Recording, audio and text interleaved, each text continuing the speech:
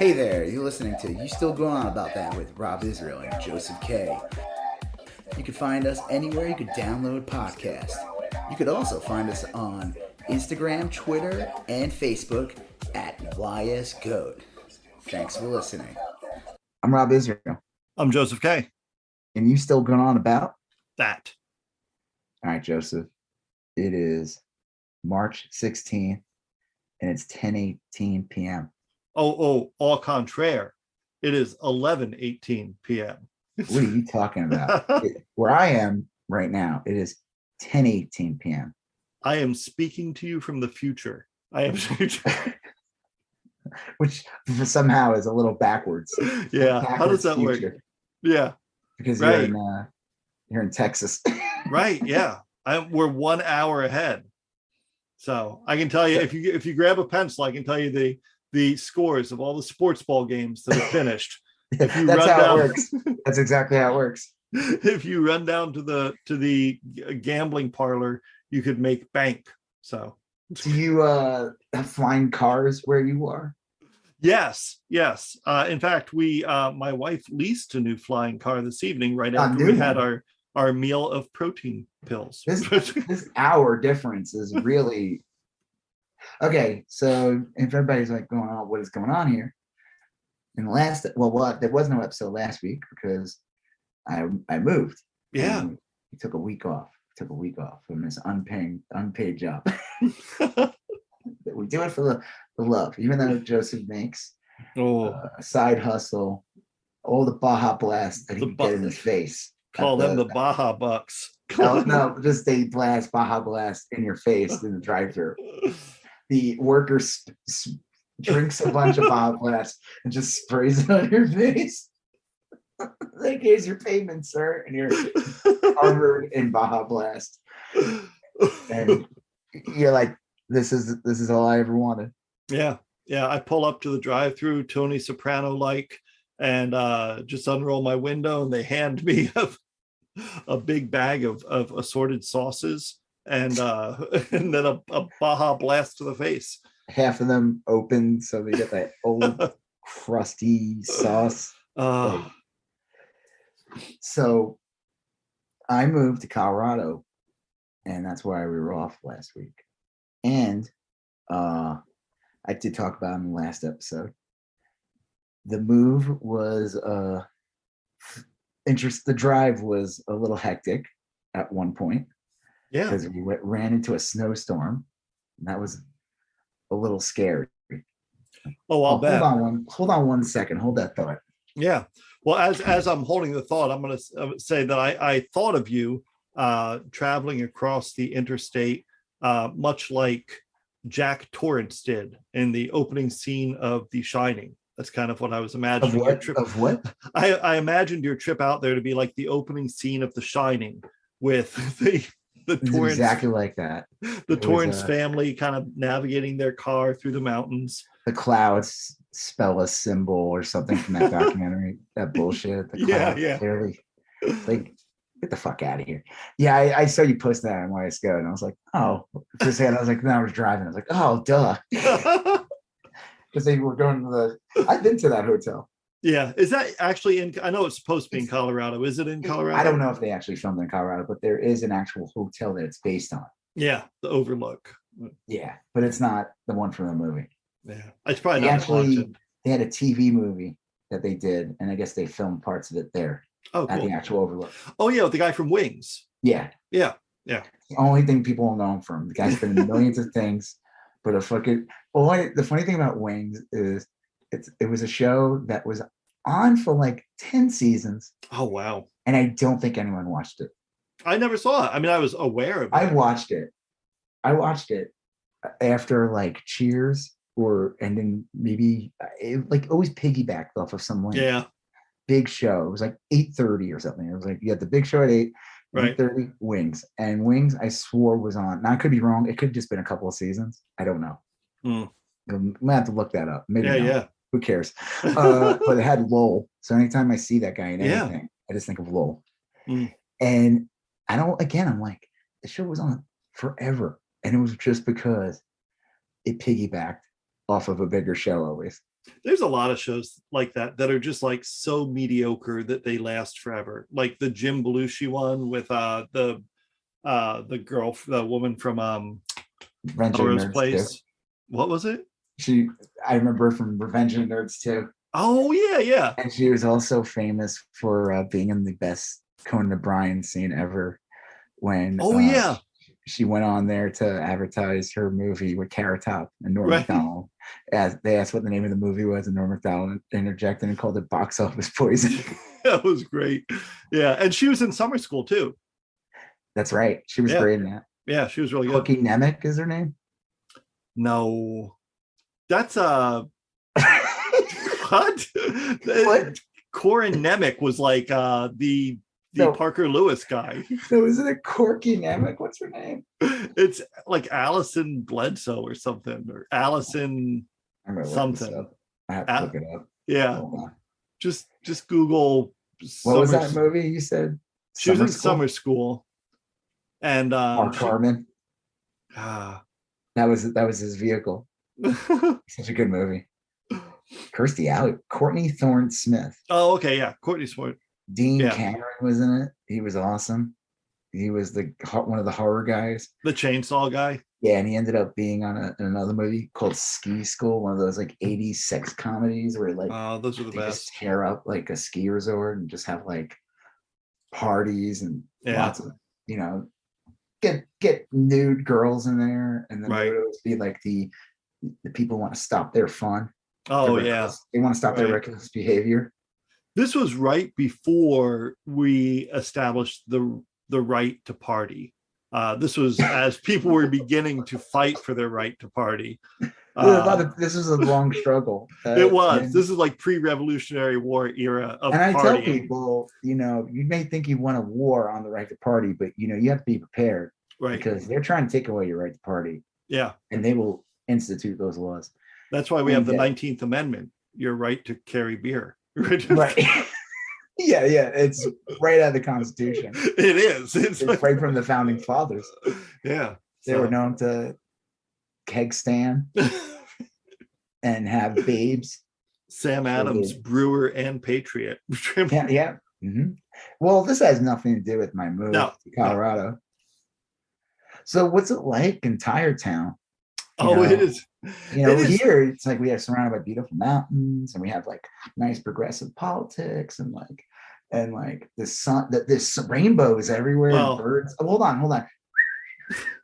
There's a bird, an animated bird, on my arm right now, and it's whistling whimsy at me. Don't get too comfortable, because I have two words to you from the future: President Boebert. Oh, if only. Well, if she's President Boebert, she's going to be your president too.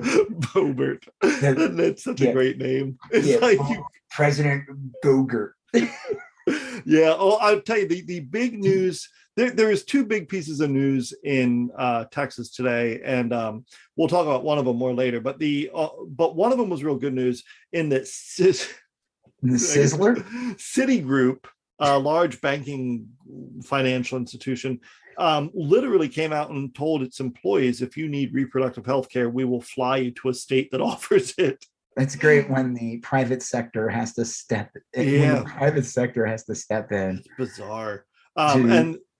Because the politics of the state are so fucking horrendous, and that it will make people not want to live there, which will hurt the companies that decide to do business in those states. Yeah. I got blocked by two people over the last few days.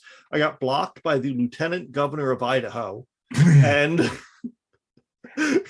I got blocked by some politician in Texas from their personal account, because I said on their thing that the number of abortions in Texas, the same number of abortions are happening. They're just happening in different ways. So you can chirp all you want about what you've done, but you haven't done anything. You haven't lowered the number of abortions, because you're still not providing reproductive health care. Oh, they don't give a fuck. But they don't care. The people always against abortions are also the worst when it comes to reproductive, sex ed, prophylactic. Yeah. Or they just want to pretend none of it's happening, and it's the most insane thing. prenatal care, or I'll tell you, you know what's gonna, and we've said this before, you know what will reduce the number of abortions? Free child care. Yeah. That'll reduce a lot of abortions. After school programs. Raising the minimum wage, yeah, or paid leave for pregnancy. Sex education. All of those things are real. The state providing condoms. Yeah. It's not a big deal. Right? I mean, it's so, the other one was, you remember that guy who showed up at you may not remember him. There's a guy who occasionally shows up at the Plano City Council and raps for his allotted time. I don't think I remember this, but that sounds pretty funny. It's this dopey old white guy, conservative white guy. And I guess in Plano, like, you can sign up for time. And as long as you're not like obscene or whatever, you can say whatever you want for 2 minutes and then you sit down. And this guy like signs up like it's a fucking open mic or something. And he just gets up there and he raps for 2 minutes. And he did like a Jesus rap. It was really good. So is he like just crazy, or is he like on the side of good? No, he's crazy. Like he's just crazy. He's just crazy. Like he's not like quirky, means well. Oh, he's quirky, and he probably means well-ish, but I wouldn't let him in my house. No. He's the kind of guy where if he shows up, you look at the Ring or the whatever doorbell system you have, and you're like, you just intercom him to move along. You mean he doesn't sit there until your dog breaks its head through the window? Yeah, we had a tough we had a door-to-door salesperson linger at our door, and our dog put her head through the side light. Ow. Yeah, so her head's like a cinder block. Her head was unfazed. She got like really bad glass in her leg that we had to take her to the vet. So that sucks. Yeah. Oh well. What so do we go ahead? What? Oh, you moved out to Texas, and the first thing I moved out of Texas. Oh yeah, you moved out of Texas, moved to Colorado, and I've often thought that the first thing I would want to do if I moved to Colorado would to see a Batman film in the theater, because that seems like, I mean, that's what you do. You move out of state, and then you go with your kid to a 3-hour plus movie. Well, wasn't that a Batman? Wasn't that's the big, exactly what you do after moving? You're like, hold on, honey, I can't unpack anything. Right. Have to go to the movies. I have to take my son to see the Batman. Well, wasn't that where there's that shooting in a movie theater? That's Aurora. That's not the whole entire state. Yeah. That wasn't the entire state of Colorado. It was. That's a specific movie theater in a specific town. And here's the crazy thing too. It happened in 2011, which is crazy because today we're in 2022. Oh yeah. So I'm not worried about these. And I know you think like new Batman movie, Colorado. Right. I don't think the active shooters come to the theater on a early showing on a Monday. They tend to want to make a big splash. Right. Yes. And so they go opening night, and that's when they do the chaos. No, that's I don't want to, I do want to go and shoot up the theater, but I also don't want to make a big scene. Right. I'll just go to the matinee after the movie's been out for like 2 weeks, and I'll just shoot up I might not even shoot. I'll just take my gun out, stragglers, and just wave it around. And then I might just sit and watch the movie, actually. So I felt okay. But yeah, that was in Aurora in 2000. Ugh. It's crazy because there's never been a shooting in Texas. No. Not, Texas, I mean, in the last couple hours. It's hatred of guns, actually, right? Yeah, they don't. It's weird. I moved from Florida to Texas, and they're pretty equal in their laissez-faire approach to guns. In which one's worse? I don't know. I think in Florida, I lived in Florida longer, so in my head, Florida's worse. And Florida had. It could be also where you're living. It could be the area you're living in. Yeah, Florida developed a lot of weird things where Florida's economy is based on tourism, so often you would get drunk people from out of state in Florida not realizing that Floridians are like crazed gunmen, and like that was a rough. You'd often see like road rage incidents where like a local would get out of his truck and like start shooting into traffic or something. Florida seemed worse to me, but I met the biggest gun nuts in Chico, California. Here, I figured I just accept that maybe almost everyone has a gun here. Yeah. But I never had an issue with anybody where I got into a fight with somebody or a big talk about guns. I never really had that issue. I think again it has to do with like where I worked, who the people I was dealing with, and where I was living. Like, yeah. And I'm like I said, I'm sure I know people hunt. I know some people like yeah. Some of Roger's friends' parents would hunt, but I would say the worst gun nut people I knew was in Chico, California. I met more psychopaths there. I'm not saying that they would like go shoot up a place, but like they were just like real obnoxious about gun fetishists. Like it's funny you brought up the Aurora thing because I remember I was living in Chico and I went out to lunch with these two guys who were gun collectors. We'll just say that. Like they had guns. Sure. I knew they had guns. I've seen some of it. And I remember getting into a little thing about it. And they started doing the whole, like, this was the movie, after the movie shooting. And I said to them, I'm like, it's ridiculous. You don't need it. It's like, there's a good guy with a gun. I'm like, what are you going to do? Okay. I'm like, okay, guy's in a movie theater. Let's say he brings his gun to the theater, right? Mm-hmm. And you're about to see a movie. It's like opening night. I don't know, later in the day. Theater's packed. Everyone's excited to see the ending of the Nolan trilogy, which wasn't very good. I didn't like that movie at all. It was very disappointing. And some psychopath comes in, starts throwing smoke bombs, and shoots up the theater. What are you gonna do? You gotta take your already buttered hand from all the popcorn you ate and try to squeeze your fat hands into the side. You're trapped in the seat and you're trying to get your hand into the gun, and then and then let's say you get your hand on the gun after your buttered hands from the buttered popcorn slips out. What are you gonna do? You're gonna start shooting too in this smoke bomb. The guy came in to just randomly spray the place with bullets. You're not gonna go in there and target specific people. He went in there to murder as many people, and that was it.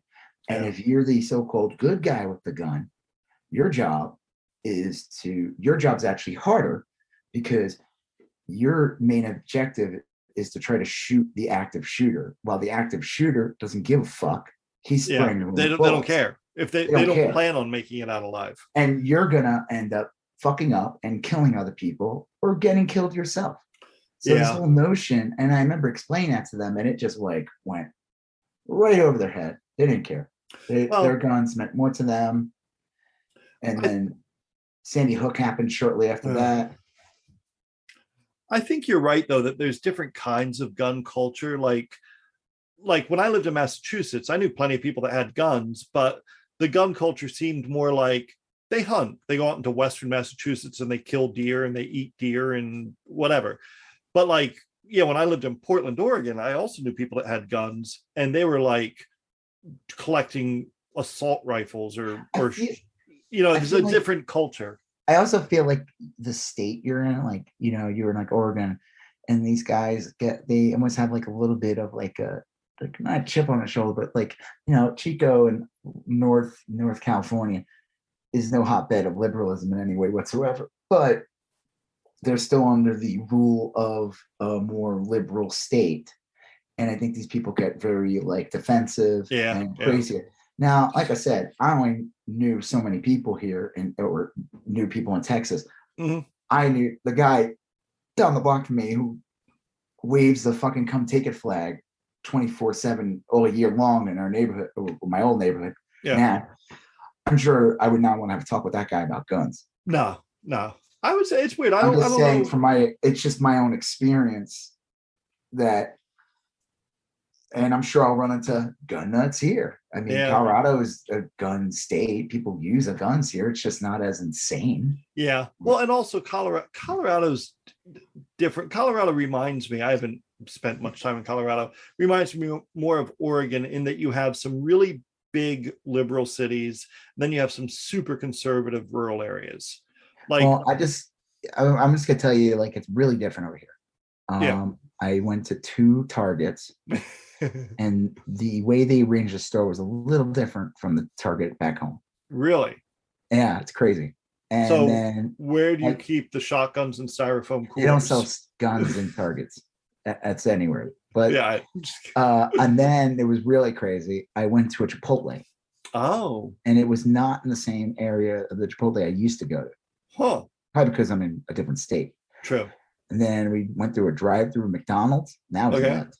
I mean, it just gets it's so different out here. What are their Buc-ee's like? There's no Buc-ee's. I guess that's the big difference. There's no Buc-ee's. That's the big difference. Oh, the Red Robin out here. Yeah. Totally nuts. Huh. It's Red Robin. It's like it's so different here. Actually, there's one big difference about it. We're surrounded by beautiful mountains. True. Yes, that is true. Now it does snow a lot. It's weird. The weather here this past week for us has been really enjoyable. It was almost like a little bit of spring. Nice. But now, let me see, I'm gonna look out the window, see if it's started yet.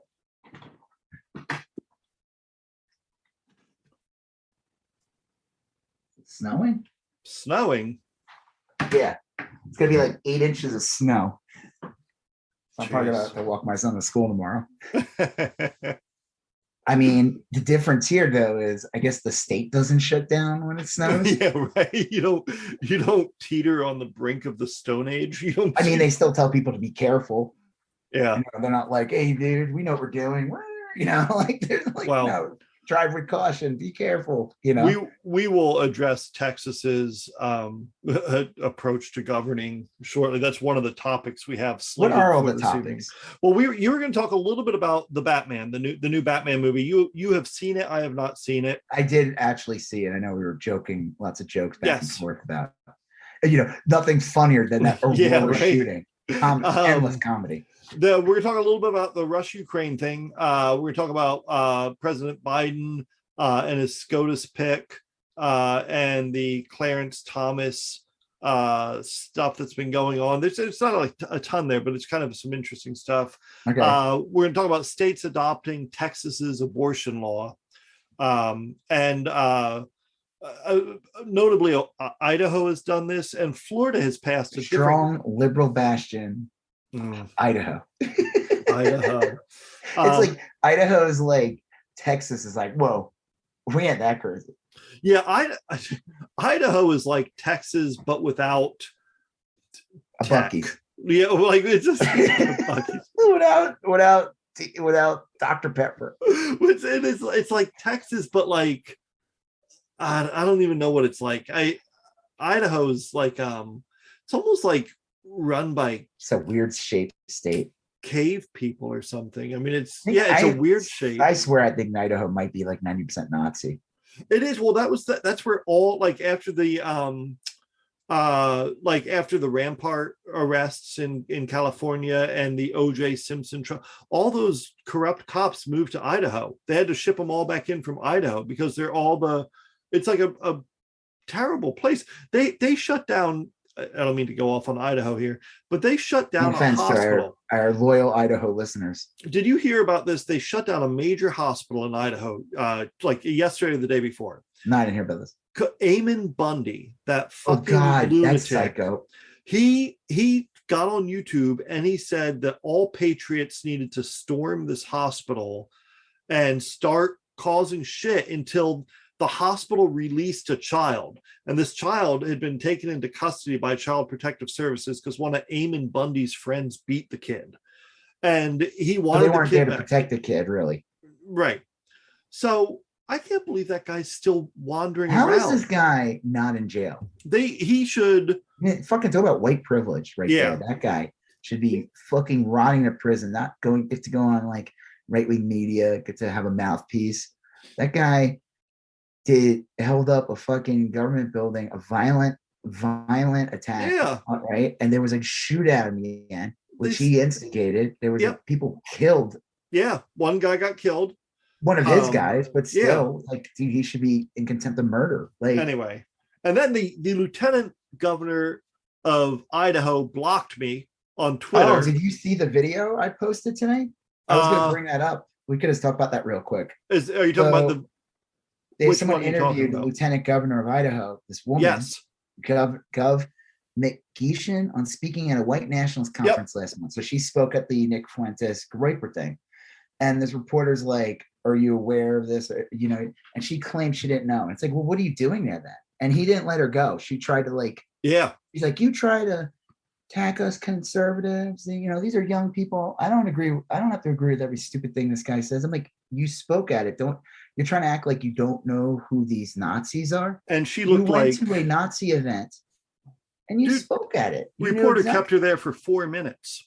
That video clip is 4 minutes long. Yeah, I posted it on Twitter. I don't know if you should retweet it. I didn't see that, but I posted the same video clip to Janice McGeechan's Twitter page. And she blocked you? I said, well, I added, Janice McGeechan is a white supremacist and a terrible person. Yeah. And then she blocked me. She's like, thanks. I try hard. I work hard at this, and I perfect my craft. I appreciate the acknowledgement that you give me. Yeah. Normally, like big name politicians, I always think that's like such a sign of weakness. You know, like I've badmouthed Ted Cruz for years now, and he's never blocked me. He just takes it like a champ. So he doesn't care. He doesn't give a fuck. He's a senator. He's a This is like the lieutenant governor of Idaho. There's like 6 people that live there, and half of them are goats. Yeah, I mean, like, right. You know, she's probably also like really embarrassed. I don't think even Ted Cruz spoke at that thing. Well, you know what? Martin Taylor Greene went to it, and McCarthy said some bullshit like, "Oh, she'll never do it again," and like AOC called them out on it. And she's up there. Her big shtick, the fucking lieutenant governor of Idaho, was like, "We need to secure the southern border." She was saying that in that thing with the reporter. It's like, what the fuck does the lieutenant governor of Idaho care about? It's like 1,000 miles away. You think that you're so fucking racist and stupid that you think these people are a threat to you? These people are so full of shit. They're so full of shit. It's like these are the people that work in all the factories that work at all the factories, and all those factories probably fund all those Republican politicians. Like I said, all this shit's an attack on labor. Yeah. They use the illegal refugees or whatever that come into the country.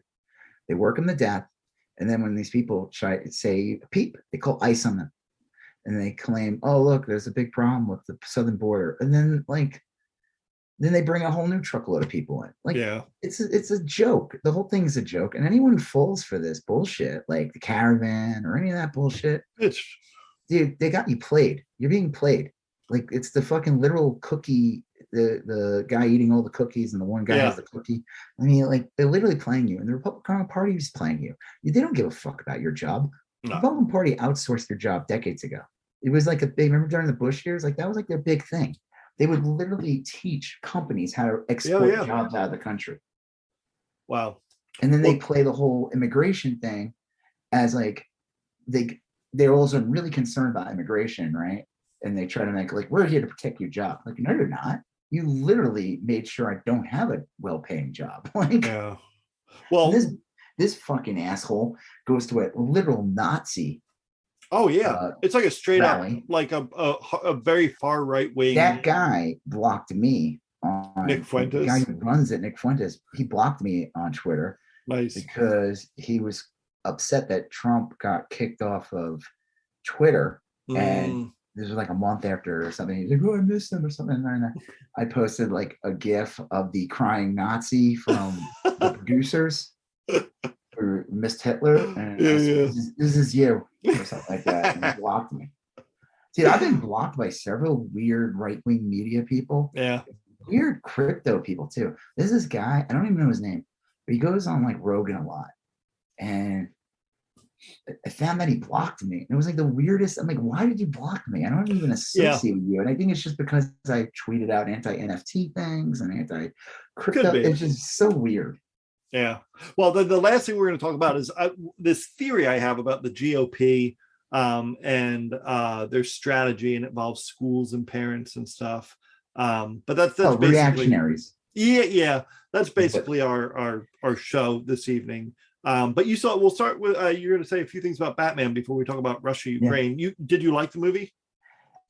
I mean, it was very long. It was 3 hours. Yeah, that's a long time. Now I know, like, you could say, well, Endgame was 3 hours, but Avengers Endgame was like the culmination of like 20 Marvel movies. Yeah, and it was the finish. It was the ending.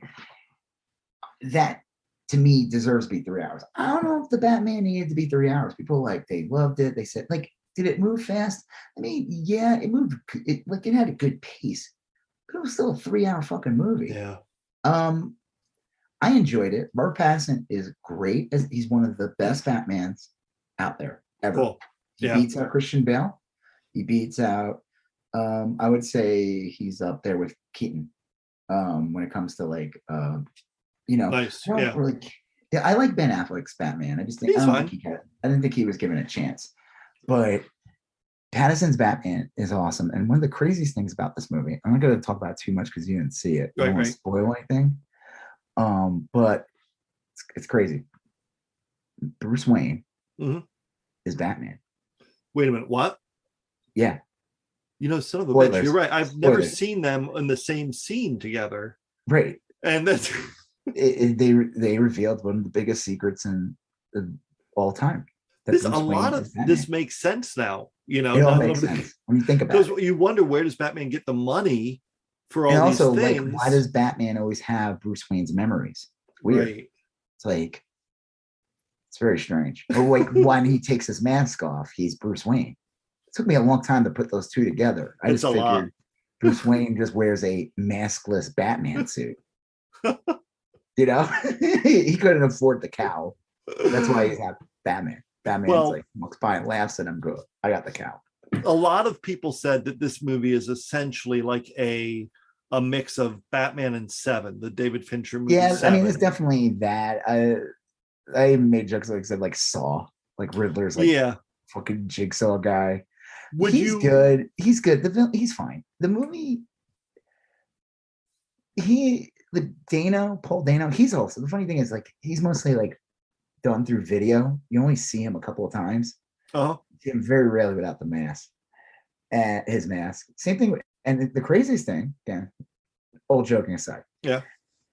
You hardly see Bruce Wayne in this movie. I think that's a big deal on Pattinson's part. Most of these actors, and this is a known fact for years, they don't want to wear the fucking costume. They want their face seen all the time. Like, dude, I always thought the funniest thing was like Iron Man 3.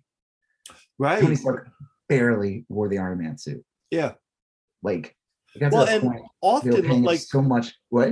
Often when you saw Iron Man, it was like an inside the. Yeah, you see his head inside. Yeah, it's so weird. I never liked that, because then other people started using it for other things, and I was like, oh god. I mean, I get it, but like, it's a little too much. But it makes sense of the plot why Bruce Wayne is hardly in it. Like, so you're 2 years. This is Batman's second year. Yeah, as Batman. So he's kind of he writes in a journal everything about, and he thinks he needs to do more. He needs to become more, and he's almost like he's losing the Bruce Wayne side of himself and just becoming Batman completely.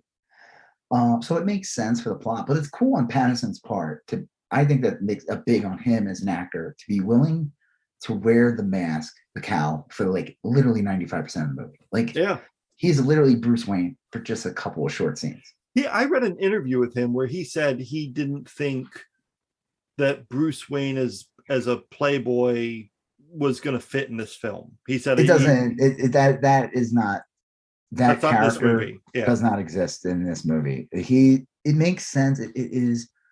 It's good. The movie does a really good job in like capturing like a moment in Batman's life or something. Like, this is like, it's his second year. There's like rampant crime. He's trying to like, it's like, is he making a difference? It's like a lot of different evaluations. Like, am I even doing anything right? Yeah. What's his face plays Alfred. He's good in it. He's not in it that much. Oh yeah, who The is guy Alfred? who plays Smeagol. Smeagol. It was Okay. weird when the Gollum guy, and he talked like Gollum the whole movie. He was like, Batman, how precious. He refers to the Batmobile as precious. Yeah, how precious. And I thought that was weird. Yeah. And kind of off-putting. I didn't really care it's for a little, it. yeah, Like, skeevy. Batman's like, I have to go out for him. He's like, that was so weird. I didn't care for that too much. Yeah.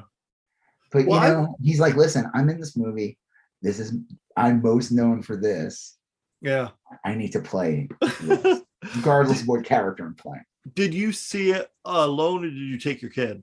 I took my son. Okay, and it was appropriate for him. Like, it wasn't too dark. I mean, he's seen worse things already. Yeah. I'm a horrible dad. I have no, Would you say the average non-traumatized 12-year-old would be okay with it? I don't think your daughter would like it because it's 3 hours long. She would be on her phone like 45 minutes. My son really wanted to see this movie, actually. Okay. I think the whole Nirvana song being a big part of it, like that. Like, he liked it. He sat there. I mean, like, the last hour, he was like, when's the movie going to end? I said, never, son, never. We are in a permanent time loop. We are all Batman now.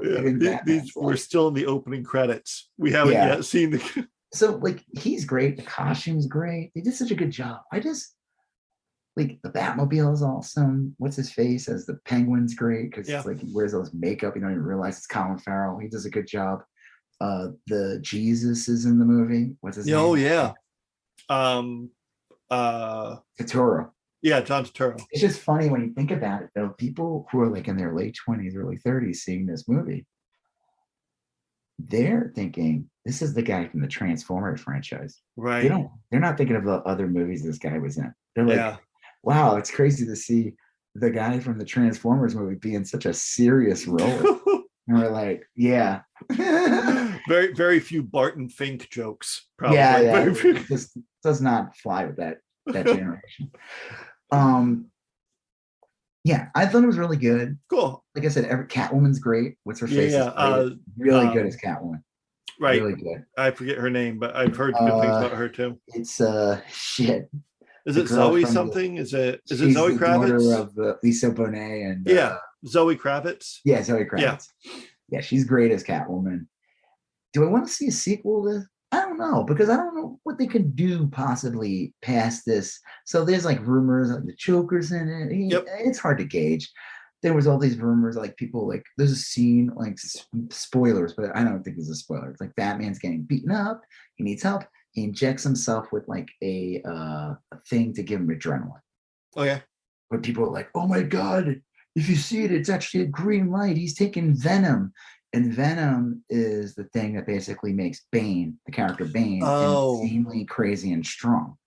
Huh. And there was a comic book storyline like a year or two before they introduced Bane, where Batman takes venom and kind of becomes nuts from it. It's like a weird steroid or whatever it is. Yeah.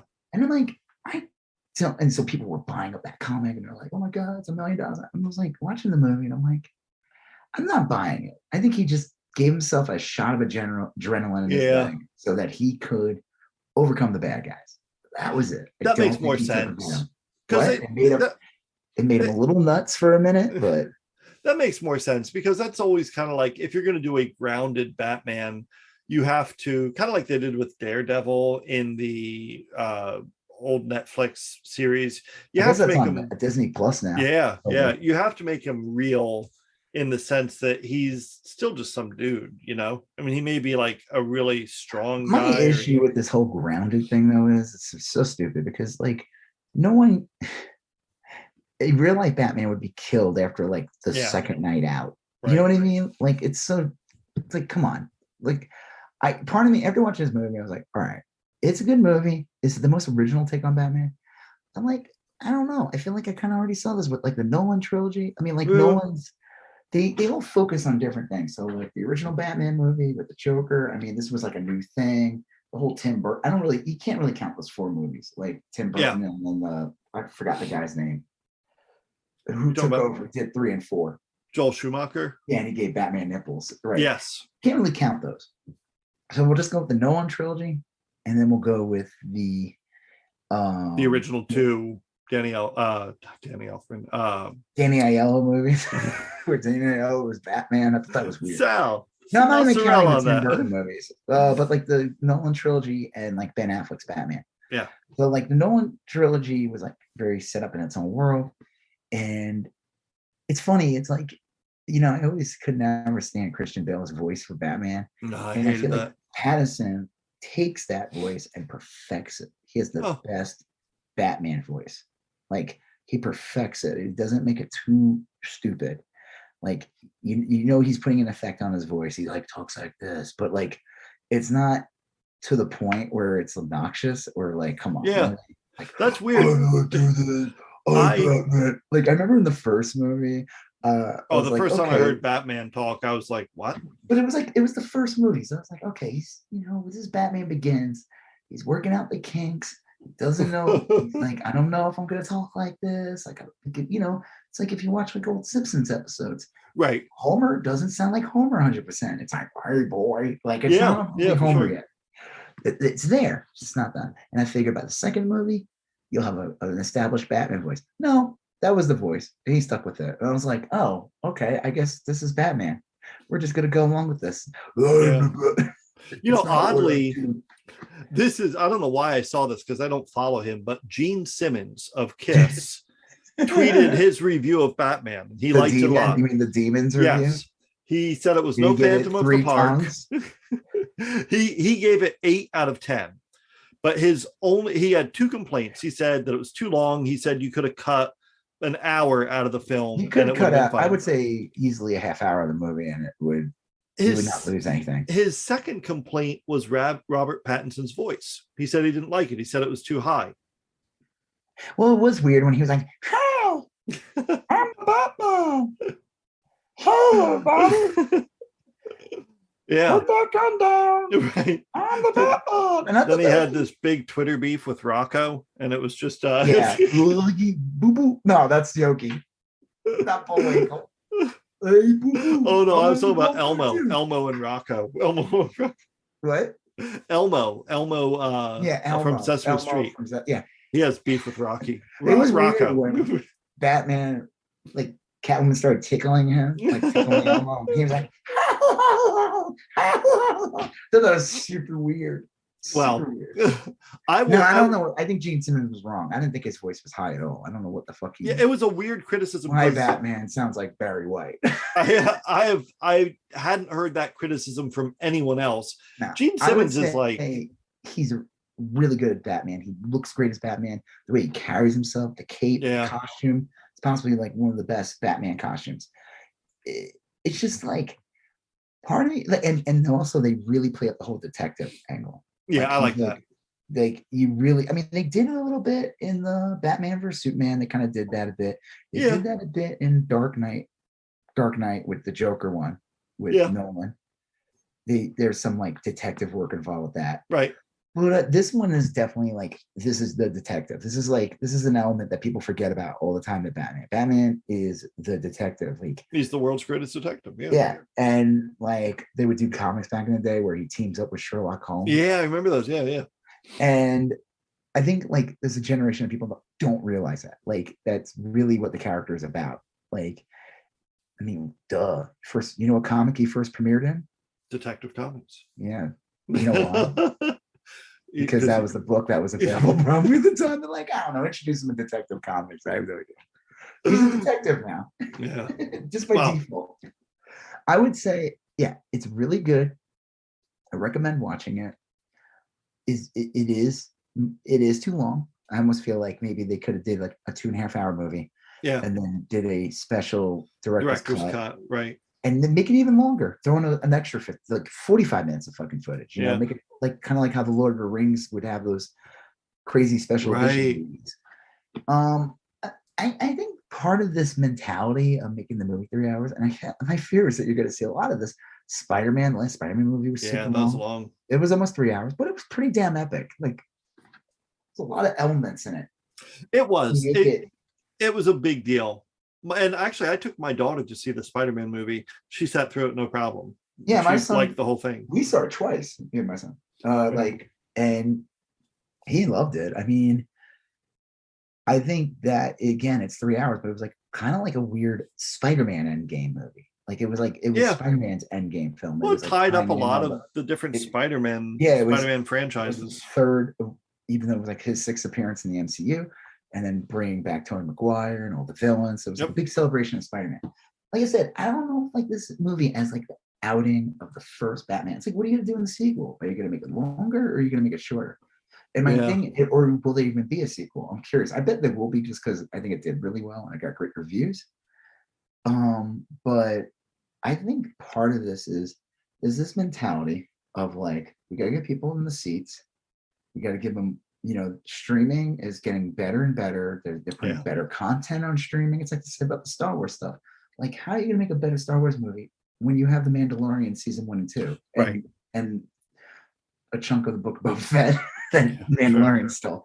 But I mean, like, how do you compete with that? Like, at some point, you kind of like make it harder for yourself by it's like you're trying to sell one thing, and I'm wondering, like, if it's almost like, imagine the Batman as like a 6-part streaming show, right, where the episodes are like 25-30 minutes long with the minus the credits. So you get a 3-hour movie, 6 episodes, you get a movie. And that's kind of almost feeling like they're like almost like they made a streaming show, a really big budget streaming show, but instead it's just one big movie. Yeah. Because most of the time, those streaming shows, they tend to just be a long movie when you think about it. Like, oh, absolutely. They have the same narrative arc. Yeah. They're all usually like, they're not, it's very rare that they're standalone episodes. Yep. I'm like, well, it's different. It's like a TV series used to be like 22 episodes long, and you would have, like, in those 22 episodes, like 16 of them would be like mythology episodes or like an overreaching arc, but you'd have like half a dozen bottle episodes or one-offs or special gimmick episode, bottle episode. Yep. Monster of the week. I'm wondering if they're just like, they looking at it, and or maybe they just had a lot of trust in it too. Like, the guy did a great job, the writing was good, the acting's good. They review these movies, they sit through them, they watch the dailies. Who knows, they might have been longer and they shut it down 3 hours. I don't know. Yeah. But it's good. I recommend it. It's cool. Just, and then before we move on to the next thing, I kind of just wish they would, like, one day just make, like, I want to see a Batman movie that's like not the Adam West costume, but those, like, that color scheme. Yeah. And like, not doesn't be so dark and gritty. Like, there's a way to do it. You could still have the villains be psychopaths. It'd be almost like scarier to have them be in more comic accurate costumes. It'd be a complete lunatic. Yeah. I would love to see that. I don't know if I would like the end result, but I'd love to see it. You would like the end result. Yeah. You have no chance. You have to say yes. You're 100% right. I agree. I think I think they should all wear spandex. Yeah. They all wear the Adam West costumes with his tummy. Yeah. I don't know. Well, we'll see. You know what's funny about Batman 2, and I wonder if it's still to this day, that DC, that was the big thing about Batman when it came out in 1989, was that how much of an effect that stupid TV show, which, as fun and great as it was, it really hurt the image of Batman for decades. Yeah. Because that's what the majority of people would see. It did not represent what the comic was. The comic in the 70s was actually pretty dark. They introduced like Ra's al Ghul. Joker. That's like around the era when the Joker really became like a psychopath, like where he killed people. Like, I mean, like if you look at the old 30s comics, actually, it's crazy. Like the late 30s, early 40s, they're violent as fuck, actually, for what they are. Well, I remember the very first Batman comic I ever read. It had to have been in the late 70s. At the very end, the Joker got stabbed, and you thought he was stabbed to death. And then later on, like a few panels later, a nurse or a doctor or something explains to Batman that the Joker miraculously lived. He's okay. But like, oh, thank God. I still remember that. It was like, motherfucker got stabbed to death. It was really So intense.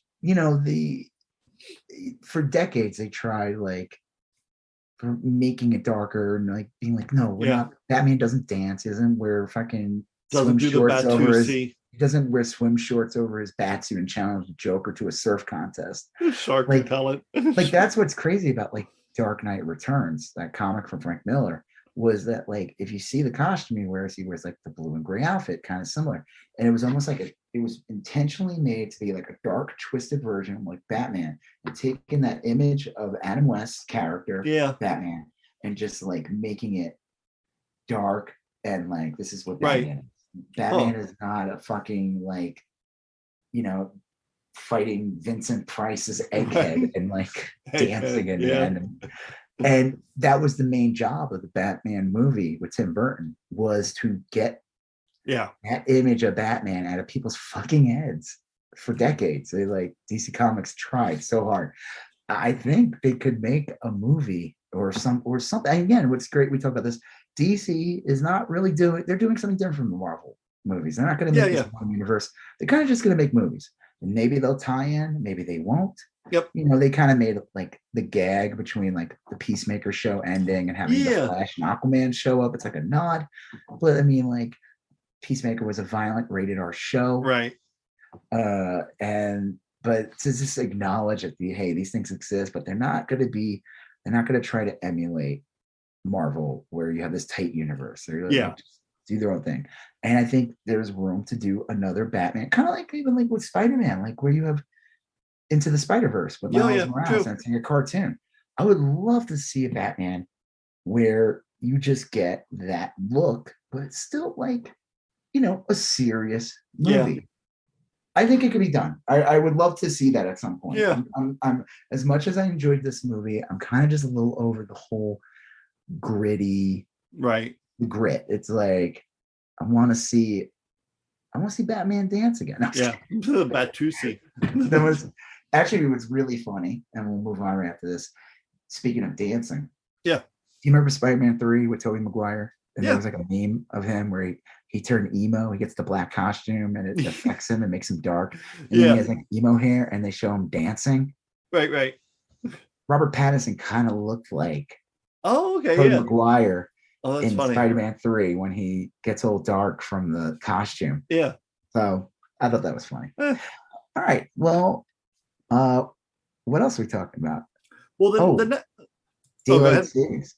Oh yeah. Well, the reason I brought it up, you mentioned it in that you kind of like gained and then lost an hour, but the Senate passed like unanimously a resolution to get rid of daylight savings time. Yeah, I was gonna make a joke. I made a joke, and I don't care if it's incorrect, the joke, but I said, of course, all the Senate would agree on daylight savings times after they took an hour away from you permanently. Right. They removed an hour from our lives, and now, but that's actually false. Supposedly, they are still going to have daylight savings time up until 2023. They have to not just get rid of it. The airlines still use it. It's like, it's like any of these laws. But I just thought that was kind of funny. But I guess in the end, we will still lose that hour. Yeah. Now, if they were to stop on daylight savings in winter, where you gain an hour, that would just be communism. Yeah, we can't have that in America. No, that's how they win. Gain an hour, what is this? You might as well be speaking, I don't know, Russian or something. It is weird. I feel that daylight savings time is some sort of weird, archaic thing that really makes no sense. I don't mind the gain an hour thing. I kind of enjoy that. I don't mind it. Yeah. It's the losing an hour that's really fucks me up. Yeah. I hate it. It's awful. I remember when I was like in my early 20s and doing like night clubbing and stuff that for a few years when I lived out in Portland, they made a big deal during daylight savings time or whatever, where like the clubs would technically stay open until 3 a.m. because like at 2 a.m. when they should have shut down, it was all of a sudden 1 a.m. again. And a lot of the places had like free drinks during that like lost hour and stuff like that. And that was always pretty fun. But yeah, I mean, I don't know. It's one of those things where I don't know why we still do it. And it's kind of crazy that we do it, but whatever. Well, I'm glad to see that the Senate was finally able to do something. Yeah, I saw this thing in the New York Times today that said, surprisingly, the Senate has done a ton of stuff that it's just not like big name stuff, that like a lot of the weird little things that kind of keep the government moving, it's been surprisingly effective, you know. No, there is things that get passed. It's just all the stuff that makes it on the news or the culture war shit. Exactly, or, you know, any of that stuff. Red meat stuff. That's the stuff that arbitrary stuff like people don't think about ever. I would say this is probably one of those universal. Everyone hates daylight savings stuff. Yeah. Everyone hates it. Right. But I think they're only thinking of when they take the hour from you, not when you gain. Exactly. If it was only if you gain an hour every time, people would be like, hell yeah, we're keeping this. Right. Well, extra hours sleep on the weekend. This is great. The first big topic we're going to talk about was the Russia-Ukraine stuff, which has been going on. Did you watch that Zelensky address to Congress this morning? No, I didn't get a chance to see it. I heard about it. Yeah, it caught me off guard because I still am stuck on like East Coast time, like in my head, even though I've lived out here for a long time now. It started at 8 a.m. Central, so it would have been 7 a.m. your time. Yeah.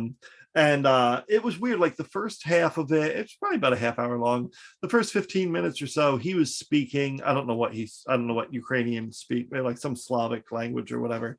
And it was interpreted, but with like an English woman. So you see him talking, but you heard like an English woman speaking.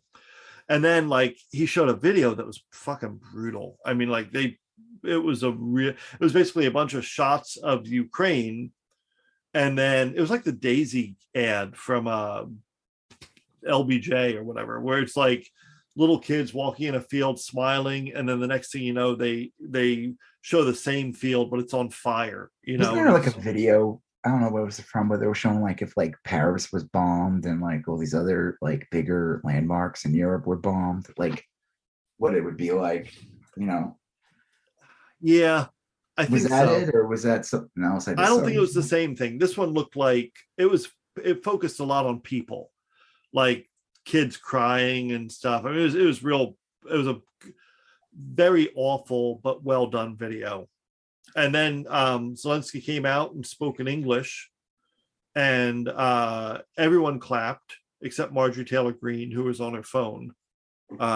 Well, that's because she's a fucking she uses talking points straight from the Kremlin. Like, I mean, I know it sounds like, oh, you're being Russian-phobic or you're being paranoid. I'm not being paranoid. This is like fucking, it cannot get any more obvious. Yeah. I mean, these people are like, let me find the tweet that she wrote. And I was like, you gotta be fucking kidding me. I tweeted, said literal talking points straight out of Putin's mouth. She wrote, last week, Congress voted to fund Ukraine with $13.6 billion in lethal aid. This is her tweet. Yeah. How much U.S. taxpayers' cash will end up in the hands of neo-Nazis in Ukraine? See, that is a literal talking point straight out of Putin's mouth. He said this literally, yeah. And I mean, I don't know. You have ever since they got rid of ever since they put in that Citizens United thing. Yeah. In like 2010 or whatever it was, the Supreme Court and Obama basically came out and like, yeah, we're fucked. You basically look at some of the politicians we got since then. You get these dark money politicians. You don't know where the money's fucking coming from. Yeah. You get all these weird bad faith actors coming in, and this is all like within the decade after the Supreme Court put that through. It's tough too, because there are, and I'll pick on a few Democrats as well, but like mostly Republicans.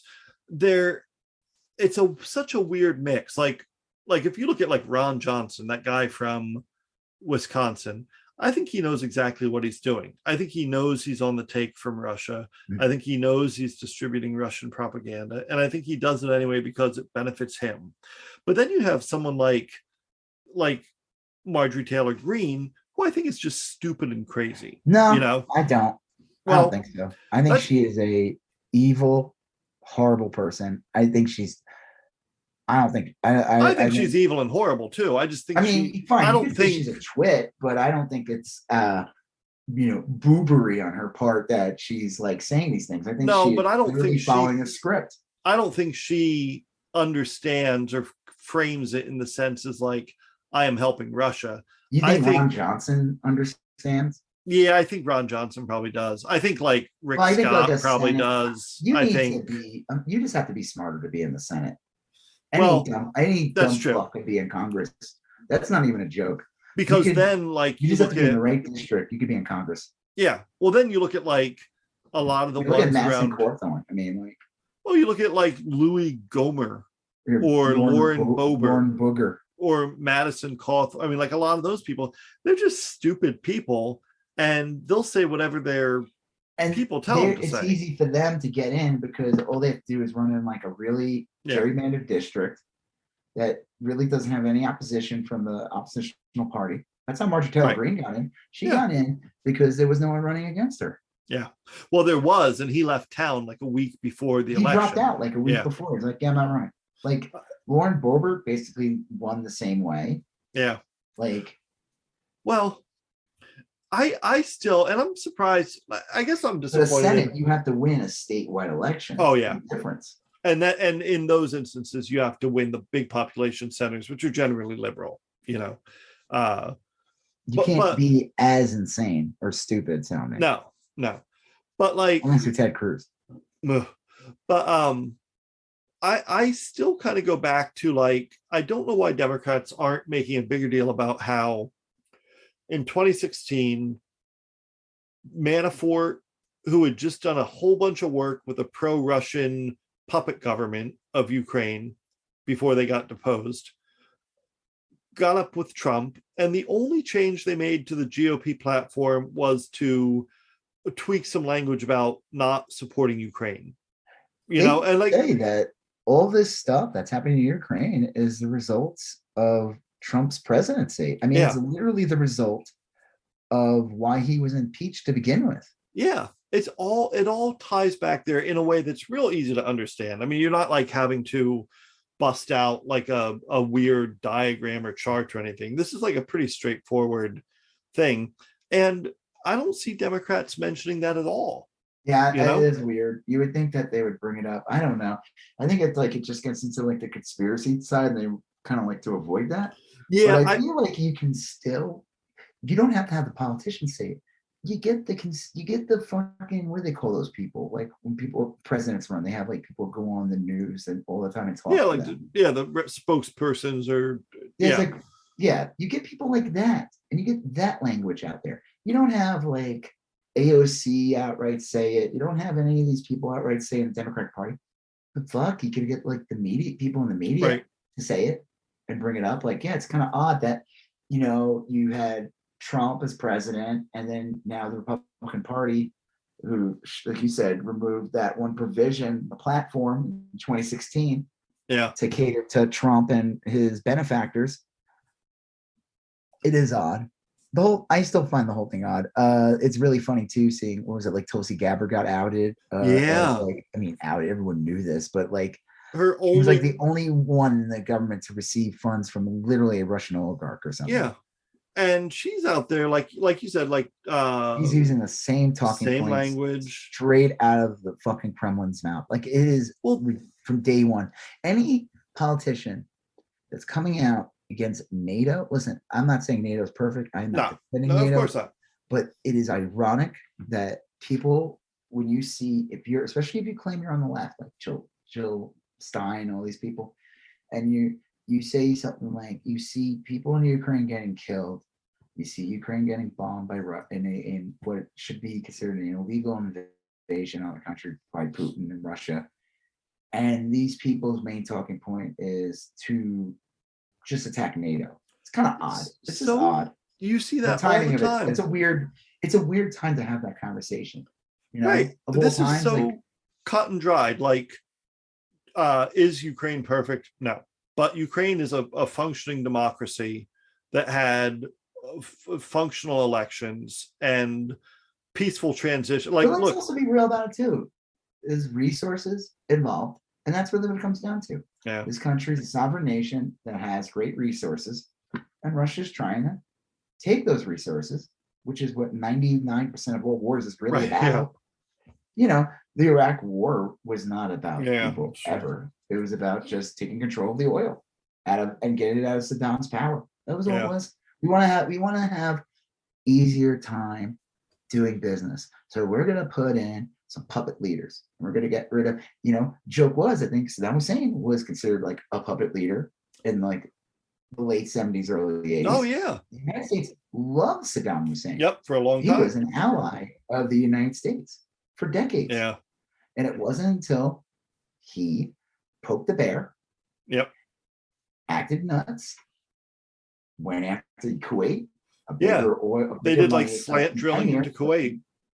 What? They did slant drilling into Kuwait. That's what started it. They would like, if you have like basically your country and Kuwait on the other side of the line, they would basically drill catty corner into They Kuwait. Literally would drink their milkshake, is what they would drink their milkshake, movie, yeah. Where he's like, I put the drill under, and he's like, I drink your milkshake. That was basically what Saddam Hussein did. That was a big deal, is that Saddam Hussein was drinking Kuwait's milkshake by slant drilling. Like that movie, like There Will Be Milkshake. There Will Be Milkshake. That was what it was called. That was about oil too. That was. I know, right? That's why I brought that up. I'm like, that's literally the plot of. You find out that's what he does. He did to the guy who played the Riddler in the new Batman movie. Right. He tells him in the end of the movie, I basically stuck a thing under the ground and took all your oil from you. You don't have any. I have it. I literally snaked it right. I drank your milkshake. And that's what Saddam would get. So that's really what's going on here. So I find it odd when I see, listen, yes, war's horrible and people get killed all the time. It is, and but these wars are backed by big businesses. There's it's cold. It is, they don't care. They don't give a fuck. And they use people's deaths as a way to get people sway a certain way. But I find it really odd when you have politicians and media figures in the United States using the same talking points as Russia. Yeah. It should be looked into. It's weird. And you have Russia saying that we need to amplify Tucker Carlson's voice, and we need to, it is a very odd mix. And I'm not convinced that everyone is doing it kind of with the same intention, but it's all tied up into the same dynamic. But we talked about this earlier, like the Marjorie Taylor Greene thing. I do think she's a foreign terror, because think about this. We just suffered. I have no proof of this. This is conspiracy. But I think a very grounded, realistic, almost. It's not crazy. Probably true. Look at what she's like a blowback of former president, disgraced President Trump, who also had weird connection to Putin. Helsinki, everything happened in Helsinki in I think it was 2018 or whatever it was, when they were both on stage. Yeah. And they're both using the same talking points, and Trump was literally kissing Putin's boots on stage. Oh, yeah. It was the most disgraceful, weirdest thing. It was just odd. It was so pathetic. They would get up there and Putin would do something, and Trump would be like, I asked him, he said he didn't do it. So why would he lie to me? And then you would see Putin use the same talking points that you would see right-wingers online saying, and you're like, what? This isn't. It's just very bizarre. Is so fucking obvious. So you get politicians like Nancy Cawthorn, who recently got outed in talking about his Russian bride that he was basically provided. That's so crazy. When he went to, what did he go? He went to Finland or something, and he ended up like short 500-mile trip or something to Russia. Like, that was shady and weird. Yeah. But like you get like a horrible politician like Marjorie Taylor Greene who goes out there, tells people not to get this deadly pandemic that is responsible for killing a million Americans. More people died of COVID in the United States than probably almost any like tragedy over the past 100 years. I could be wrong. Probably am wrong about, but I don't know. In like less than 2 years, you have literally a million Americans die. And then what do you have in that time period? You have politicians like Marjorie Taylor Greene telling people don't wear masks, don't get vaccinated. Yeah. Spreading ridiculous conspiracy theories. That is like a perfect. I mean, if you wanted to destroy the United States, but then you don't attack them in the military, you abuse their political, and you put in sock puppets that are just awful. Yeah. And then you see like right-wing media groups like taking the side of Russia in the beginning. That was odd. That was very strange. It was crazy and really noticeable. I mean, like it kind of snuck. Okay. Did you see the thing about OAN though? I guess they're done, right? Yeah, I guess DirecTV dropped them. I think they are done, you know, like a couple more weeks of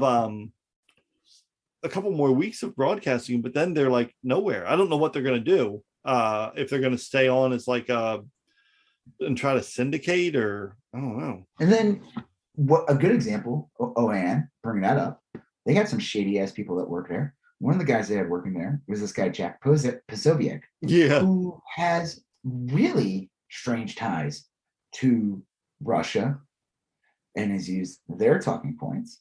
I see his tweets all the time, and he is basically retweeting Putin's. That guy is That guy's been outed. He's been on the payroll of foreign adversaries for years. Yeah. This guy, like, he should not. Mike told you when Newsweek gave him like a op-ed. I was like, what the fuck? Yeah. Why would you give that piece of shit of all people?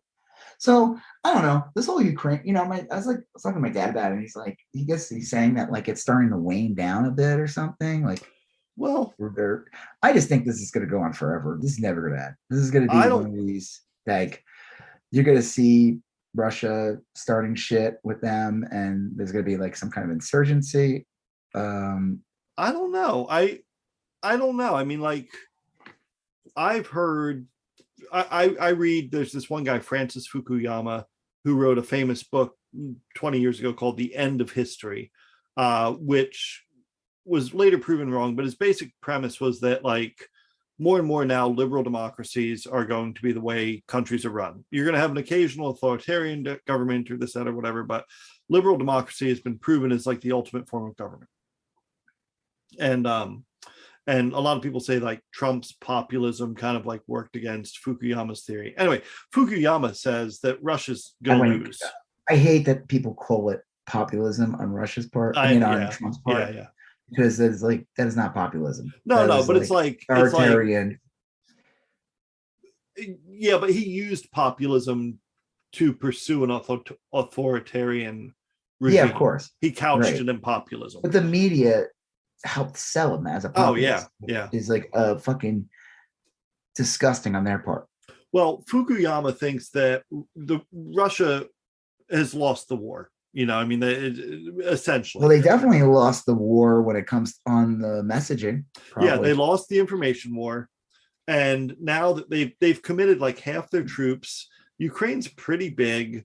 Russia doesn't want to even be in, like, the Russians don't want to fight in this. No, he thought, Fukuyama and a few other people whose tweets I read are saying basically that they miscalculated. Russia miscalculated. They thought that they would roll in and there'd be enough popular support for Russia that they would be able to install some puppet governors or mayors or whatever, and basically a couple of Marjorie Taylor Greenes.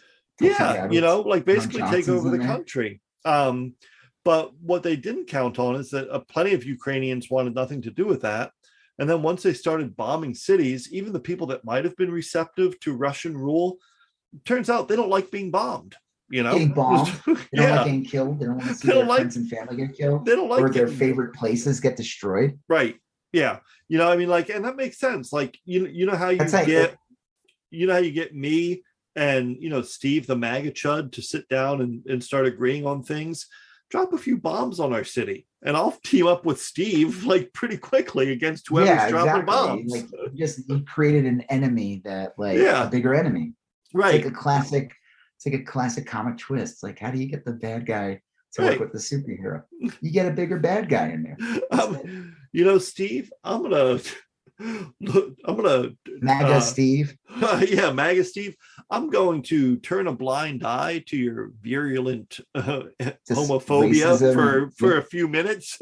Dodge these missiles being sent. And maybe we can take out that missile launcher that's down the road. And we could put on our petty squabbles of you wanting to stone people to death. Exactly. And you know what? I'll bet you the problem is that MAGA Steve would probably also be repeating the same talking points of whatever foreign adversaries coming But if not, I'll bet you MAGA Steve would have very few problems with a trans soldier fighting by his side if it meant not getting bombs dropped on his head. Right. He'd probably reevaluate his transphobia pretty quickly. MAGA Steve would thank them and then go back to being a piece of shit the next day. Yeah. When the bomb's cleared. Oh, the bomb's not cleared? Okay, I'm a piece of shit again. Right. Well, we'll see. MAGA Steve does what MAGA Steve do. They don't call me MAGA Steve because I'm tolerant. I'm just thinking of now I've got a weird disco stew in my Yeah, exactly. Disco Steve doesn't MAGA Steve doesn't advertise. Yeah, you do. You have a big fucking "Don't Tread on Me" flag on the back of your car. You advertise like crazy. Well, I think that I don't know. A lot of the smart people who I follow are saying that that Russia can't win, but Ukraine can lose. I know that's a weird way of putting it, but we'll see. I don't know. Ukraine's getting the brunt of it, but they're fighting back too. And it's kind of funny because you see all these. It's hard to tell what's true or not, but you see some of these stories and supposedly some of these Russian soldiers were just dropped off there. They didn't even know they were going to be thrown into a conflict. I don't know. I heard that. That seems a little. Seems a little ridiculous. And I don't know if I've told you this story before, but I always think of this when I hear stuff like that. When I lived in Flagstaff, Arizona, I ate pizza at this place called Alpine Pizza all the time, and it was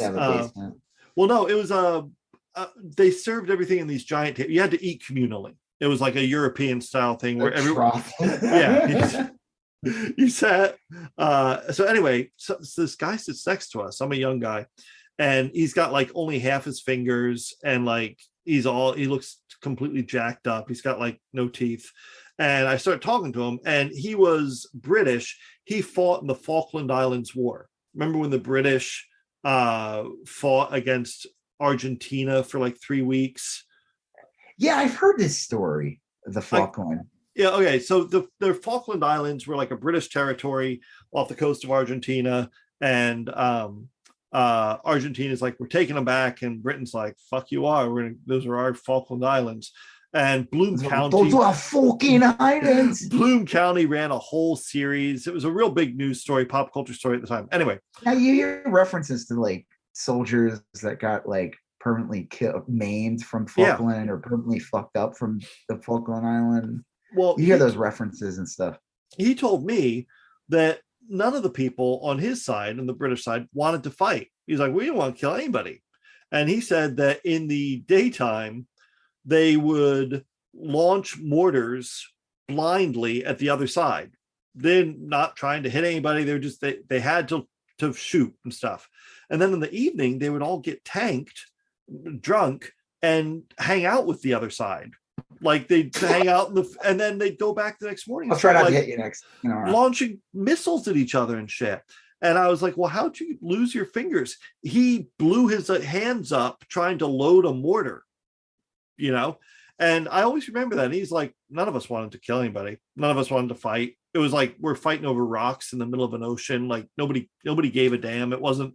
No one was getting invaded. Bunch of rich assholes using you guys as pawns. Right. So at the end of the day, why the fuck would Russia? Putin just wants the fucking root. He wants more money.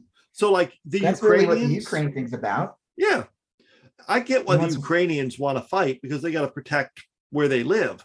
But the Russian soldiers that are invading, the fuck they care about this? Do you They think probably they're gonna benefit from it financially? No, it's all the fucking oligarchs no. that are gonna benefit from it. Isn't Russia even like what the fuck is their like? What are they? What's their system now? Are they like a libertarian island now? They have like they're on paper a democracy with like some sort of weird Yeah, capitalism. democracy. Yeah. Yeah. Well, but they're Remember when not. there was a different president because Putin just took a little break for a while, so he just put in another guy to take his place for like a couple of years. I don't remember that. But yeah, exactly. You don't. It was like I'm trying to remember when it was. I think it might have been during the George W. Bush years. Putin wasn't president for like a couple of years, but he really was. He this just is ringing a bell the now. appearance that there was a democracy, and he literally just shoved in some guy, some puppet for like 4 years or something like that. And then he's been president since. He's like, I'm not even going to pretend anymore. That would be funny if it was an actual puppet, like Guy like Smiley from Sesame Street, like like that show Soap with the ventriloquist. Yeah, like Putin's like literally holding a puppet. Right, that'd be funny.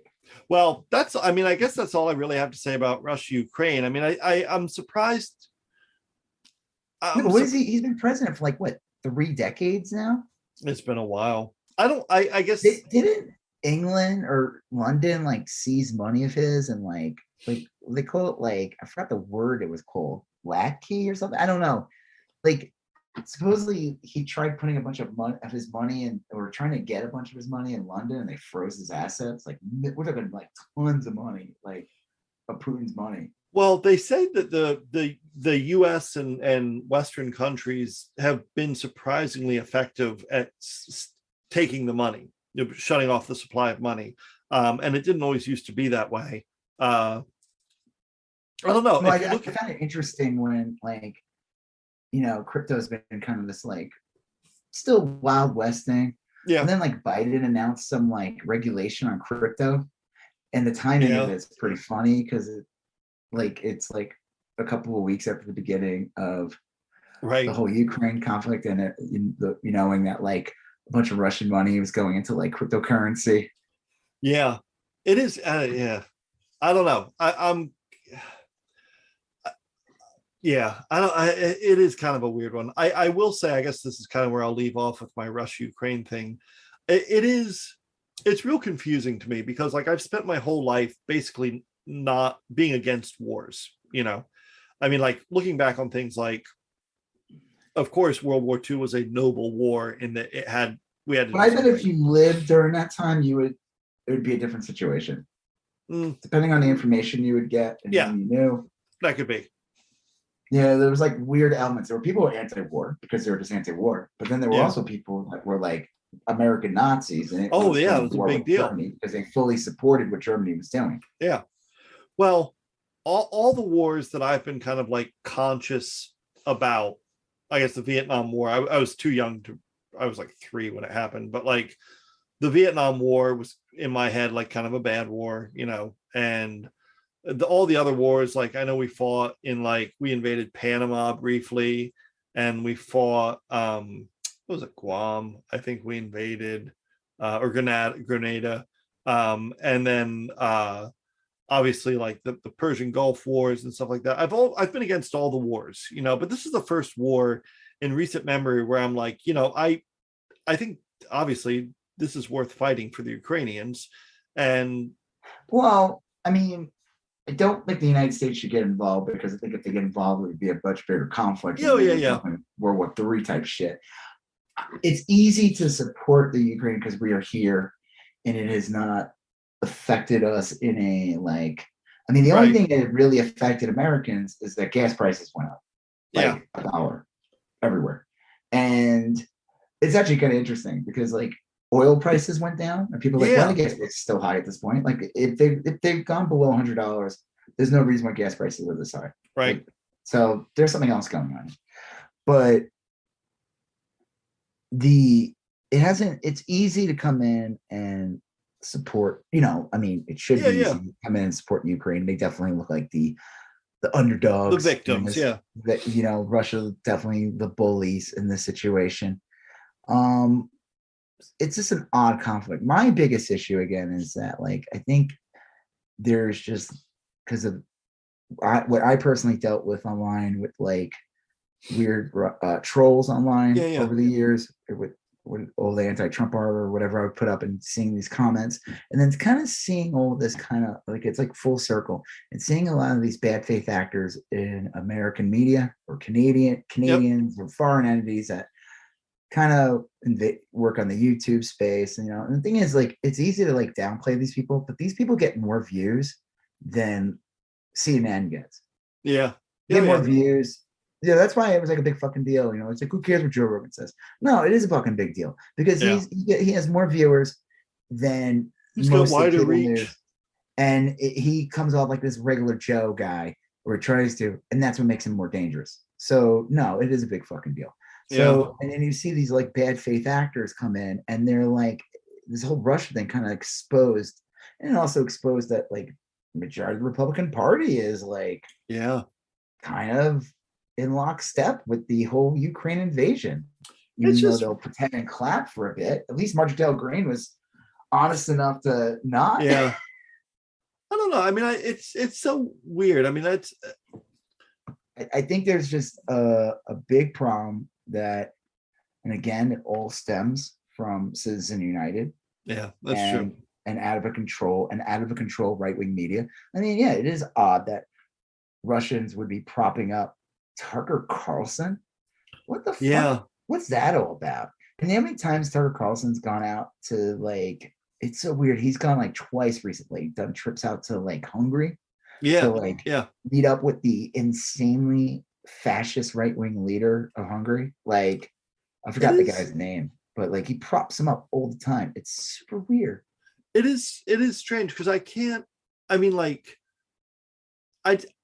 don't know the end game with a lot of these people. Like, a lot of these people are wealthy themselves. They don't need more money. I mean, like, I guess some people like more money, just like, well, they love power. Yeah, maybe it's power. I don't know. Because like, if you look at these places like Russia, or they just don't seem like attractive places to be. Well, isn't like the joke is too? It's like, okay, so Ukraine on the map, Ukraine looks much smaller than Russia, right? Yeah. But isn't like Ukraine like a totally habitable country? While Russia, it's like whole country lives in like the southern region. Yeah, Russia's kind of like Canada in that sense, where like 90% of the population of Canada lives like within 10 miles of its border. All the northern parts are abandoned. It's like fucking moose and wolves. It's like fucking frozen tundra. Yeah, well, Russia's like that too. The joke is that you hear stories, they love that there's global warming, actually. Because it's actually almost giving them more usable land. Yeah. Well, I mean, I don't know. Sometimes I'll go on Google Maps and look around at like countries or whatever. And some weird parts of Russia actually have like street view where you can like look around. So much of Russia is just like empty. It's wilderness. It's really beautiful in a way, but like you can't do anything. It's like where Rocky trains in Rocky 4. They ditch him in like the woods. Right. And he climbs a mountain. He's like, ah! While Drago gets like all the steroids and shit, and he's got like gets all like the like awesome sports stuff back in 1985 to give you, and like Rocky's and Paulie are playing chess with like Slavek and Borshkif, and like he's pulling a plow, he's lifting logs. That movie was awesome. That movie was like 90% montage. Yeah. I think he did a director's cut recently. Are you serious? I really want to see it. It's such a bad movie on so many levels. It's like it's the weirdest film ever. Yeah. There was a lot of movies like that. I remember seeing Firefox with Clint Eastwood. Like, and it was the same kind of like Russia. It was like mid 80s, like weird hyper patriotic, hyper like anti-Russia. Like, I mean, it starts with like what do you call it? Red Dawn. Yeah, we did a whole episode on Red Dawn. That was a good one. Like I said, I just find it really odd that like the people who produced Red Dawn and like pushed anti-Russia, Russia-phobia, as they would like to say now, are the same people now, like kind of lockstep in with Russia now. Yeah, it's weird. It is. All right. Well, what's the next thing? Well, the next thing we actually kind of touched on this a little bit with Biden's Supreme Court pick. I was kind of hoping, I probably should have looked this up. I was hoping she'd be confirmed already. You know, I don't know. It's gonna be a while. Yeah, I would look. I would do it ASAP. They had that Amy Coney Barrett nominated. Well, they were on a schedule with that one. Well, look, man, the Senate's 50-50, and some of the Democratic senators are old. Yeah, I would just get it over with. I would just do also have Joe Manchin. I'm sorry. I don't trust that guy. No, Sinema's even worse. Cinema's worse, but Manchin's no, I think too. Cinema will vote for her. I think Manchin's the one I think is going to fuck everything up. Well, or maybe I'm wrong. Cinema will probably fuck it up too because she's a horrible hag also. She's a ghoul. The reason I wanted to talk about it briefly is I think Biden's got to get her on the bench quickly. Clarence Thomas, so it's another weird one. When the Supreme Court ruled on whether or not the January 6th committee could look at Trump's records, the vote was 8-1 in favor of letting the committee look at Trump's records. Thomas voted against it. And Thomas's wife organized January 6th. Yeah. And there's a big article in the Washington Post the other day. Conflict of interest there. Ginny Thomas just admitted she was at the Stop the Steal rally on the 6th. She was there at the scene of the crime, you know. And Thomas doesn't recuse himself against anything. Why does he have to? He doesn't. There's no check or balance on the Supreme Court. You know, Democrats fall for the whole decorum thing. Yeah. Republicans don't give a fuck. If they have power, guess what? They have power. They're going to use it. Yeah. They don't care. Of course he's going to use it. He's a piece of shit. He has no morals. Yeah. He has no morals. He is really terrible. You know, he's terrible. Like, he's a horrible person. Why would he ever do the decent thing? Yeah. It's like it's like, what is it, the scorpion and the frog? Yeah. Yeah. Basically. Scorpion. He's not good at it. What he does. He's a terrible person. Like, if he does anything right, it's probably because of terrible reasons. Yeah. Or he did it accidentally. Yeah, or it's an oopsie poopsie. You know, or he read it wrong. Yeah, he read it wrong. Oh, I thought I get to eat children, not feed children. Sorry, my bad. Well, I don't know where the whole thing is going. I still keep hoping they'll ramp up these investigations. I mean, it could turn out to be like perfect timing because the midterms are going to start fairly soon. And if they start ramping out these results of the investigation during the midterms, then that's probably good news for the Democrats. I mean, it is, but I just feel like with all the right-wing media out there, I don't know if that news will ever reach those people that we need to see. Like, hey, you know, these people stormed the Capitol and like tried burning down the cap. You know, like it's being sold to them as a positive. I don't think it has to. You're right. You're not going to reach a Fox News listener or an OAN listener. The January 6th thing could come in and they're going to pull it up and say that Trump is 100% tied to it. We have all the fucking proof. It's all there. You know, being the fact his mouth is one of them. Yeah. And then tie in all these Guilfoyle, the kids, people from Fox, probably. Yeah. Not probably, definitely. You know, that guy with the tiny face and the big head. Yep. You know, those fucking freaks, Alex Jones, Roger Stone, all those people. And it would not make a fucking difference to these people who watch and enjoy this shit. They would just say the liberal media, the globalists, the whatever are out to, you know, they eat children. Like, it's like you can't reason with these people. Their brain, they got pudding for brains. Well, I don't think you have to reach them. I think you have to reach the 30% in the middle, right? Like that's who you're fighting for. You have that 30% in the middle, and they're just apathetic. Their brains are pudding for different reasons. Yeah, they could. You don't look. You're playing on the margins here, though. Like, yeah, I know. If you figure you have the progressive vote and you've already lost the chud vote, then you're fighting for the middle, and you only need to get a sliver of them. Yeah, what do they call that? Something marketing, where you just send out marketing pamphlets, and if like 2,000 people respond, more than your money's direct marketing. I mean, that's it. just gotta hope that like 2% more people vote for you. Yeah, that's it.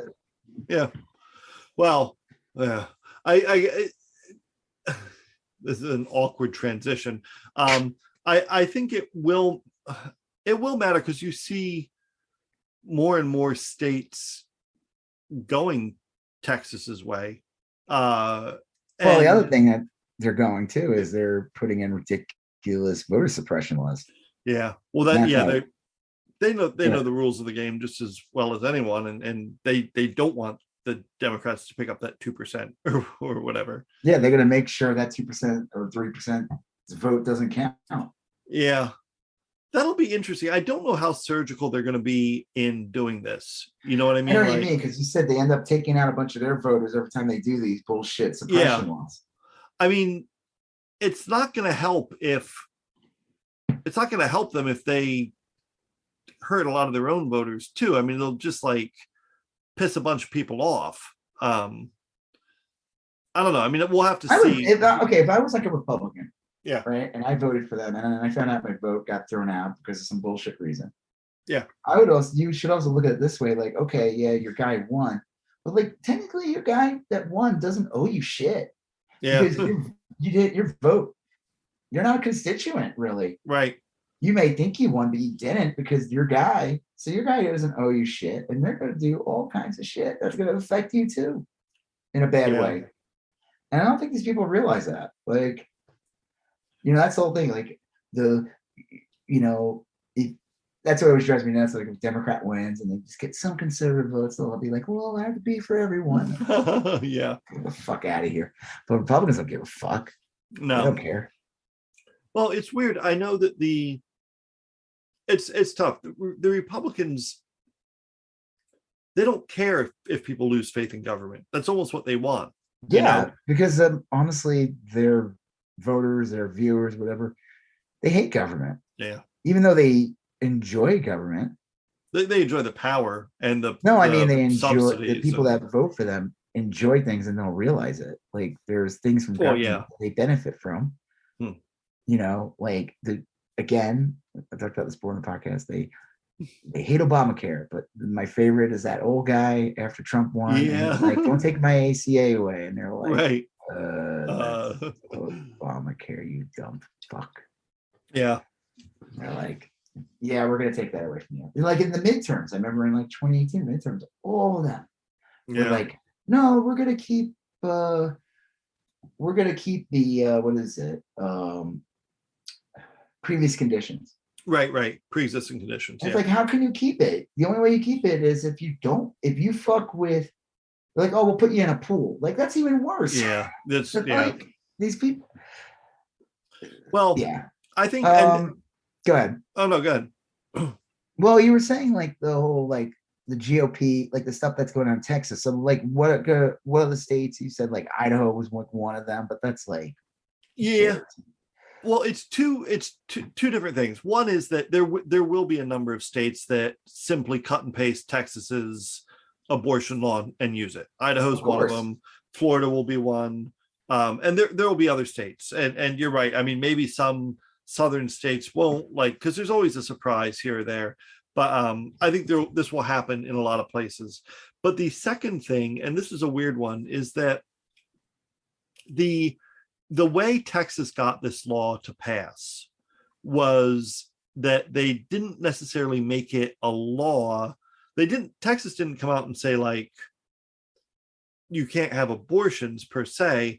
They basically said anybody can sue you if you provide an abortion. That's just insane. Right? That it was like the salt on the wound. It was like, not just are we gonna like make it really difficult for you and take away your body autonomy, but we're also going to open the door for like every creep in the world to like come in and fuck with you. You could literally have, in theory, you could have the rapist sue his victim if his victim decided to go have an abortion. Yes, the rapist is the moral one in this story. It's ridiculous. It's disgusting.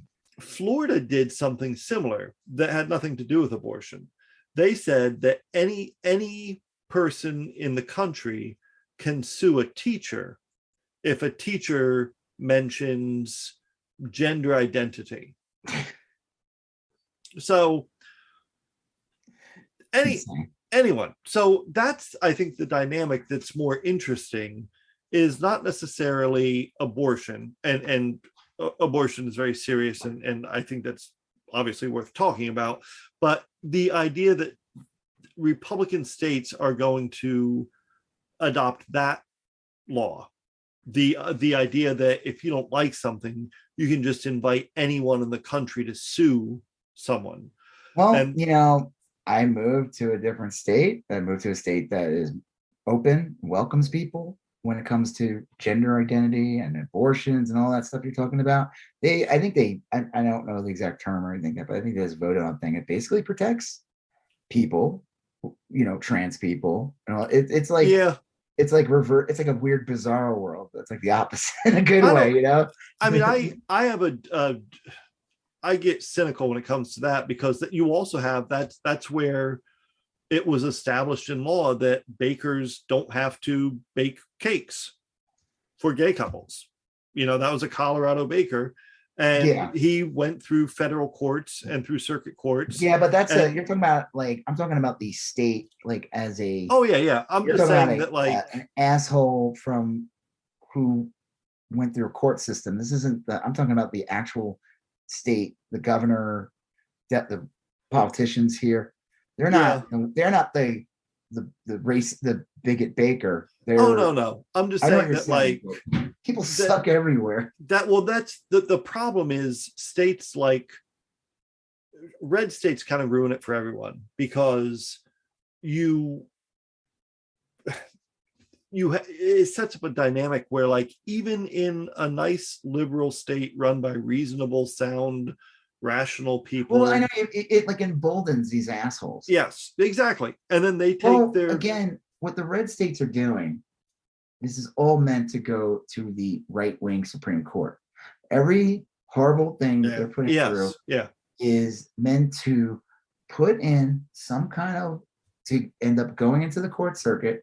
So that, see, the other thing that was bad about the Supreme Court swinging to the right, which is completely a right-wing Supreme Court now, is that they not just are they going to rule horribly, but they get to pick the cases. Oh yeah, and they're going to literally pick the cases that are literally handed to them. Yeah, and they can ignore the ones they want to ignore. Yeah, they're gonna use, like, they're waiting on that perfect one for abortion. They're going to do something about gay marriage at some point. Well, that's it. And that's why you get these dynamics where, if, like, a baker doesn't want to bake a cake for a gay couple, he'll pitch a fit, and then the Supreme Court will be like, of course, Bocephus doesn't have to bake a cake. Bocephus. Right, for this couple. But then you have a restaurateur in Texas that says, I don't want to serve unvaccinated people, or I don't want to serve people who don't come in wearing a mask. The Supreme Court will be like, that's best left to the states. They won't hear that case. Because that doesn't fit their culture war argument. Yeah, same fucking thing. It's not the same thing. The restaurateur, the restaurant guy is like, hey, I care about my staff. Yeah, I have a legitimate public health concern. Customers, so I'm asking people. I would prefer if you were eating in my establishment. I think the whole mask inside of restaurants kind of stupid, because you end up taking it. You make the decision. I just use that as an example. Right. But I mean, like, the vaccine thing, I think is totally fair. I'm sorry, but, like, well, let's just say you run a gift shop at the mall and you want people to wear masks or whatever. I mean, like, I'm just saying that, like, the Supreme Court will hear the gay baker. I had to deal with it with movers. Yeah. Both Texas and Colorado, I had to deal with telling the movers to wear a mask. And they all gave me shit. They all gave me shit.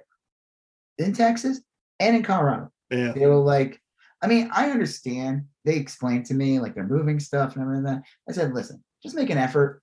That's all I ask. Yeah. And they had it on. I saw times it was off. I saw there would be that one asshole who never had it on. Yeah. Whatever. I made my point, and it's just funny that, like, I end up being like this asshole, and I'm like, I'm sorry, we're still in a fucking pandemic. Yeah. And they're like, oh, I promise you I'm vaccinated. I don't care if you are. Like, well, it was like, I thought, Leah was like, oh no. Like, I said that. I'm like, I'm gonna tell him. I don't care. What are you gonna do? That's Like, funny. I hired you guys. I'm paying you. You're in my fucking house. Please wear a mask. Yeah, that's very reasonable. That's like the same. Some people say, hey, wear those little plastic booties when you're in my house, and other people don't care. You know what I mean? Like, yeah, like, you're listen, people, I get it. You are lifting furniture, you're moving things downstairs. I get it. I said to them, listen, you gotta take the mask off for a bit. Yeah. I get it. But like, I would appreciate if you wear it as much as possible. That's it. Yeah. Well, this kind of ties into this Guess I'm last like a reverse Karen. this I'm last a Karen. Caren. C-A, not K. Karen. This last thing ties into kind of the last topic that I had on our list. I think this is the GOP strategy in general. And I think it worked like a charm for them in Virginia, because Virginia have nothing else. Well, I think it's a scattershot thing, and it's basically like they will test the waters and find out what the loud vociferous group wants, and they will give it to them. Is that the only name of a hayseed? Is that even a name? I think it's no, that's like the vocal, like real vocal. Like oh, you always say, you call people vociferous. The guy's name is vociferous. I don't know. I knew a guy who had a giant monster pickup truck that he named Bocephus, and so I always Bocephus. That's it. That's my go-to redneck name. It sounds like vaguely biblical, but also kind of like dumb. Yeah, it's got Bo in it, right? This is Bo. My truck named Bocephus. So in Psalm 26.2, you know, Bocephus laid down the mountain. The Republicans in Virginia found that anti-mask in school rhetoric worked really well, and they ran with it. That was their entire. It's a basic inconvenience. Well, and even people that really support mask mandates don't like wearing masks. Nobody likes wearing a mask. I love having a thing, my ear always being pulled apart. Right. It's great. So I think that's it. And I think, and I started developing that theory because I couldn't, yeah, it's like the truck thing though, like that whole stupid truck thing, which was awesome. I guess the best thing about the Ukraine thing is that it shut the fuck, like no one gives a fuck about that truck thing at all, which I'm kidding. It's like not but that whole, it's like, what the hell is this truck thing about? Yeah. And then you find out what it is nothing to do with like labor, nothing to do with like better benefits. No, it's just, it's the same assholes who did the Get Back to Work protests in like May of 2020. But you ask them what they're protesting, and they're like, the mandates, and then you're like what mandates? What mandates? And they can't name any. Literally go anywhere. No one cares. The only mandate, the only real mandate that's left is that you still got to wear masks on airplanes. Good. You should. I think they should institute that forever. I'm sorry. Yeah. You're in a fucking cylinder tube with same people for hours. Yeah. With recirculated air. And an airplane's the best place to spread a virus. I think that they should make people wear those spit bags that police make unruly prisoners wear, where it's basically like a giant bag of like minute rice with all the holes in it, so you can still breathe. For a horse.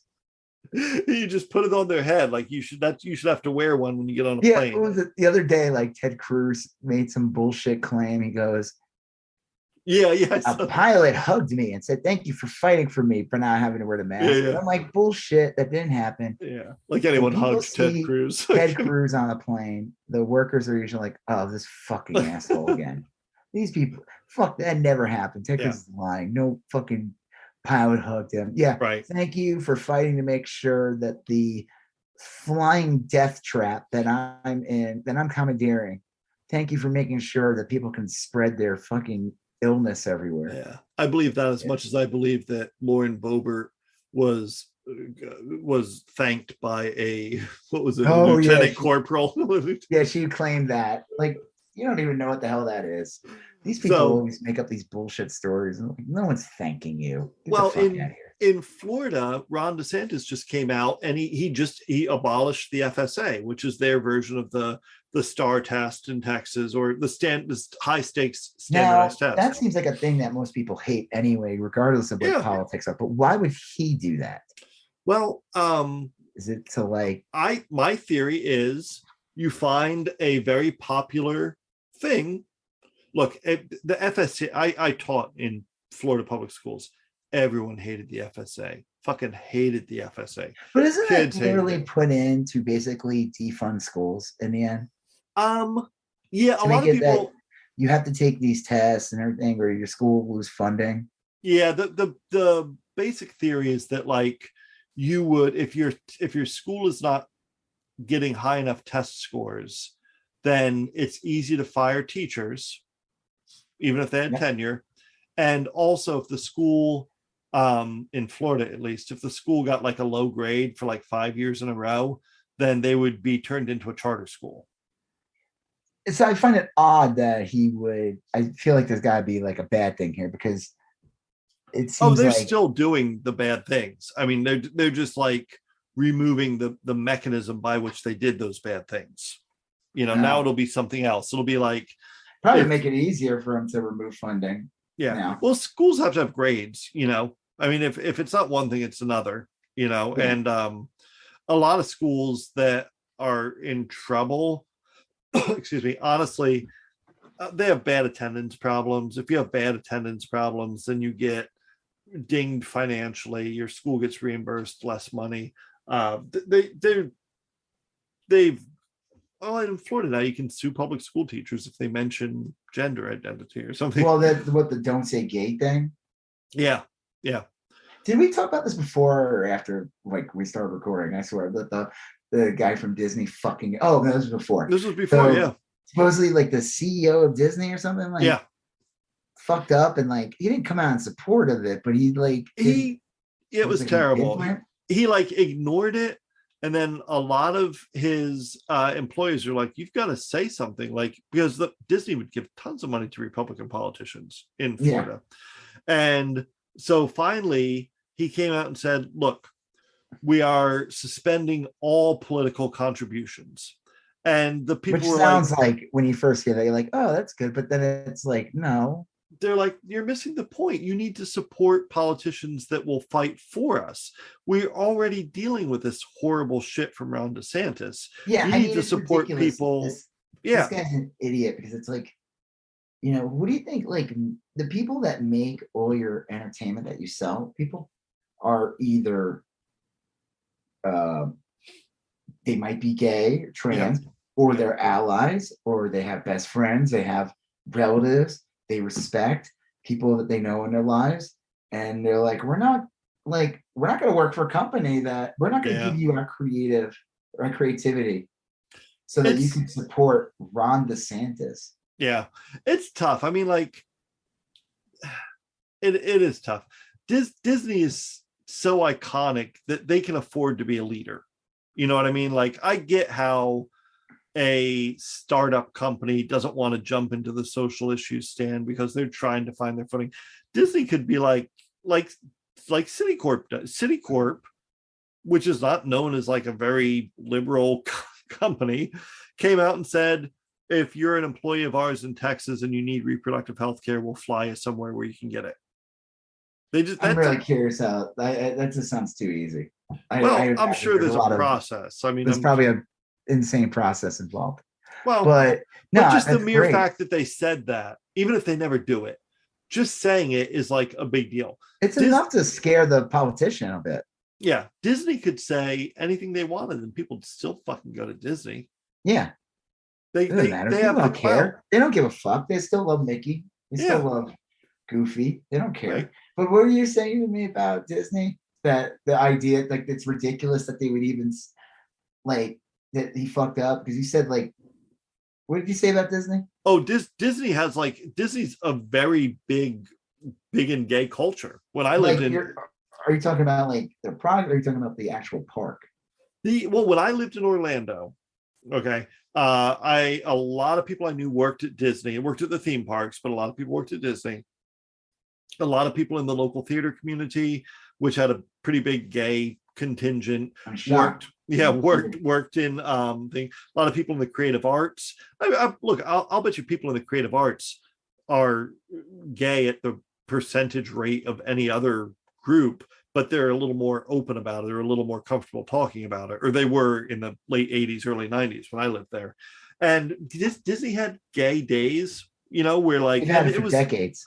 It was tacitly appreciated. I mean, Disney didn't officially have like a gay, like they put out flyers or anything, but like they knew it was happening. They knew when everyone's showing up wearing rainbow tanks, that that's what was going on, and they thrived off of it.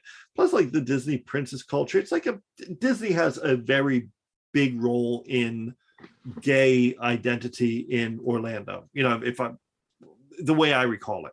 So the notion that like Disney can disassociate itself from like being gay in some way, it's just, it doesn't make any sense to me. It's like, dude, the guy fucked up. It's like, it's just stupid. Like, read the fucking room.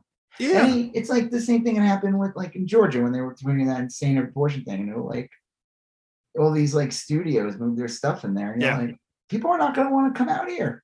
They're not going to want to work in Georgia. They're not going to want to film in Georgia. They're not going to want to do anything. They're like, people, stuff happens.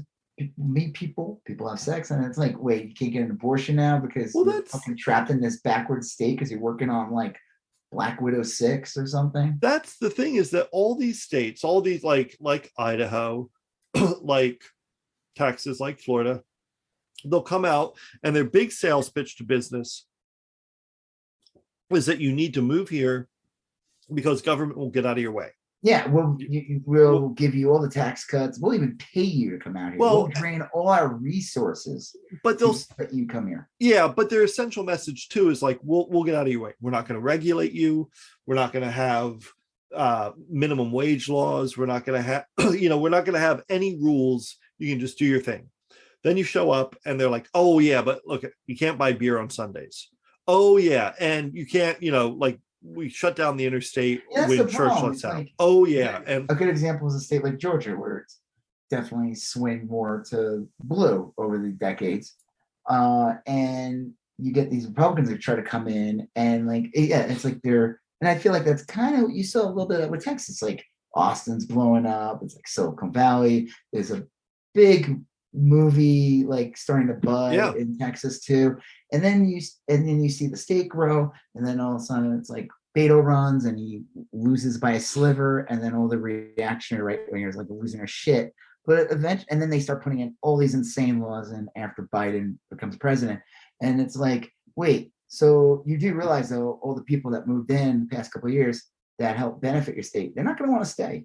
Yeah. You may be like, I don't care, get out. But guess what? 5-10 years, when you start seeing more, you see a depletion of people, you're going to care. Yeah, it only goes one of two ways. Either you start to lose those industries and lose those people and lose that group, or that group continues to come and changes your state. But those are the only two ways that happen, because if people keep moving here, if creative, liberal-minded, progressive people. That was the joke. I remember it started big with what's his face when he was governor. Rick Perry, Dancing with the Stars guy. Yeah, Rick Perry.